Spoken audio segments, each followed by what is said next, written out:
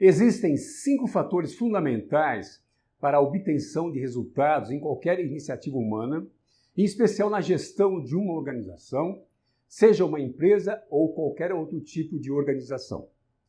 Esses 5 fatores são liderança, pessoas, conhecimento técnico e comportamental, método e estrutura.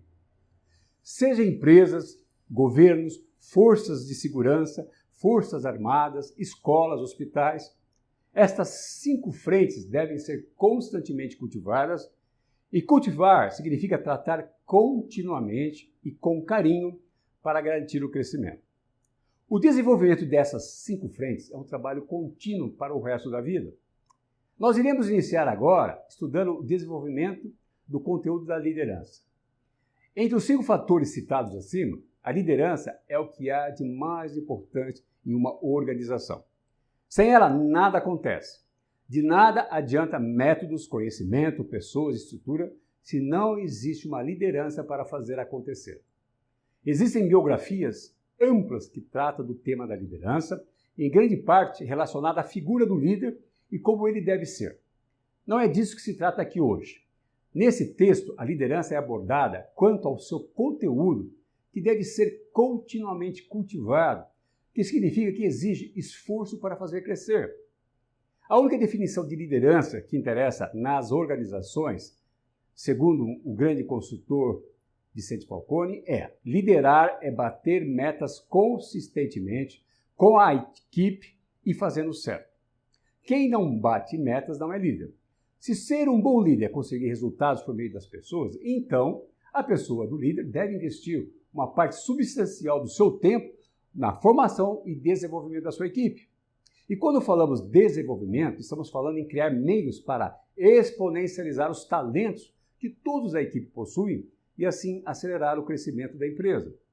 O primeiro passo do líder é definir como prioridade a criação de um ambiente de trabalho de liberdade e transparência, onde todos os colaboradores tenham a liberdade de criação e expressão e sejam dentro da empresa o que são em suas casas, sem medo, sem censura e com senso de responsabilidade da sua importância na construção de uma empresa de sucesso. Cabe ao líder desenvolver o conteúdo de treinamento de todas as lideranças da organização através de ações práticas. Por exemplo, tem que criar um sistema único dentro da empresa que possa atribuir todas as pessoas as melhores metas e objetivos e que sejam críveis e desafiadores. Essas metas devem ser calculadas a partir de análise de uma oportunidade ou problema e listar as lacunas previamente identificadas. O líder deve treinar e promover o domínio do método pela equipe, com crescimento constante nas técnicas e recursos de análise, bem como no perfeito gerenciamento da rotina. O líder deve incentivar o autodesenvolvimento de todos os colaboradores da equipe e promover a importância na aquisição do conhecimento técnico e do conhecimento comportamental para criar equipes competentes e que superem a concorrência. O líder deve garantir o estabelecimento, a melhoria contínua de um sistema de recrutamento e seleção e deve padronizar esse processo. O líder deve participar do recrutamento e seleção da sua própria equipe. Ele deve buscar selecionar entre os recrutados as pessoas de alto potencial, para aprender rapidamente e assim agilizar a entrega dos resultados esperados daquela equipe. Nós podemos definir que pessoas de alto potencial são aquelas com velocidade de aprendizado, de absorção maior que os seus pares, mas com foco orientado para o resultado. O líder deve participar das várias formas de treinamento da sua equipe, exercendo a função de professor em alguns casos. Estabelecer e melhorar continuamente um treinamento especial para pessoas excepcionais. O líder deve saber reconhecer que entre as pessoas da equipe irão existir perfis diferentes, e entre eles os de alto potencial, os excepcionais, que não são muitos, e que devem ser desenvolvidos com programas diferenciados de treinamento para que essa pessoa acelere o seu desenvolvimento e consiga entregar mais resultado. O líder deve entender o processo de aprendizado humano e que o aprendizado de uma empresa é a somatória do aprendizado de todas as pessoas da organização. Entender o conceito de potencial mental humano é a necessidade de que as pessoas tenham condições de aprender continuamente. Esse aprendizado deve ser realizado preferencialmente por meio de método de solução de problemas, com metas bem estabelecidas. O líder ele deve inspirar as pessoas. Nós não trabalhamos somente pelo dinheiro que recebemos. O ser humano gosta de realizar um sonho. Sonhe grande, promova o sonho e inspire as pessoas. Sonhar grande dá o mesmo trabalho que sonhar pequeno. O líder deve fazer coaching, ele deve supervisionar a maneira de trabalhar da sua equipe e aconselhar, orientar, fazendo ajustes e procedimentos. O coaching é um treinamento no trabalho. O líder deve promover a meritocracia, garantir o estabelecimento e melhoria contínua de um sistema de avaliação de desempenho. Promover uma avaliação do desempenho do seu time de forma honesta e construtiva, dando feedback contínuo todas as vezes que você sentir que é necessário. As empresas possuem processos formais de avaliações 1 ou 2 vezes por ano, mas nossa recomendação é de que você faça e dê feedback constantemente, pois assim você fortalece e apressa o aprendizado. Você e sua esposa espera um ano para dar feedback um ao outro? Eu acredito que não, pois quando deixamos assuntos pendentes importantes por falta de uma conversa, essa pendência pode matar o nosso relacionamento. O líder deve alinhar os interesses das pessoas com os da organização por meio de um sistema de incentivo. A metodologia que nós recomendamos é a de envolver todos os colaboradores como se fossem acionistas e donos, dando participação nos resultados. O líder é que define a cultura predominante na organização, trabalhando no sentido de fixar quais são os valores que garantirão o seu futuro. Esses valores devem estar incluídos nos quesitos de todas as avaliações de desempenho. O líder deve promover a cultura de alto desempenho, esticando as metas e atribuindo valor aos que as superam. Um dos principais valores para criar equipes vencedoras é: seja exigente com as suas próprias exigências. O líder ele deve promover a cultura da tomada de decisão com base em fatos e dados. Ele deve incentivar a prática de análise e da síntese como elemento principal do planejamento e fundamental no processo do aprendizado. Exija a apresentação de análise em suas reuniões. Valorize a honestidade intelectual. Valorize a busca da verdade contida nos fatos e nos dados.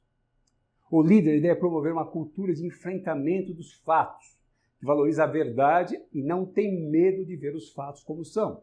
É a cultura onde se espera que os gerentes comuniquem para o time e para cima não somente os bons resultados, mas também o que não está indo bem e precisa ser encarado como é, de tal forma que possa ser resolvido.